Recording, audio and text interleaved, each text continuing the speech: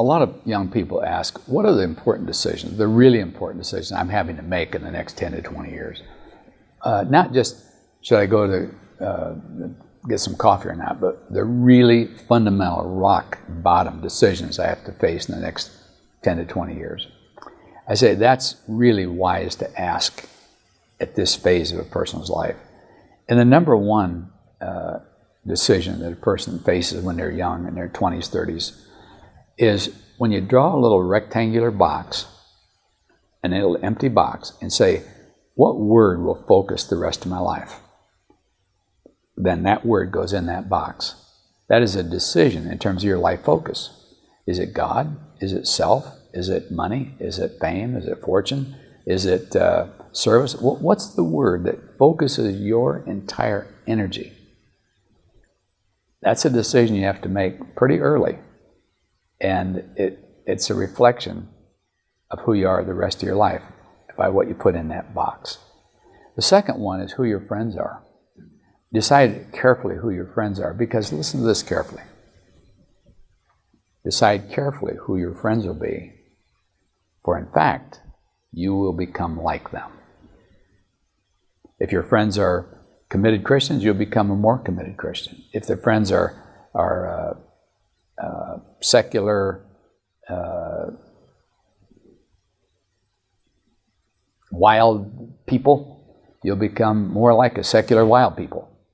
Whatever your friends are, you'll tend to become like them over a period of time. So be careful who you decide you will let become your friends. And then the third area is your life work. What do you see doing for the rest of your life?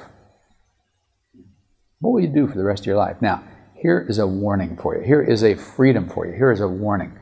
Don't feel guilty if you can't decide when you're 20 what your life work will be. I'm going to give you freedom to not feel like I have to know what I'm supposed to do the rest of my life. I'm 23 already. I say the reality is I've worked with thousands of people, really. Hundreds of people have been wrestling with this question.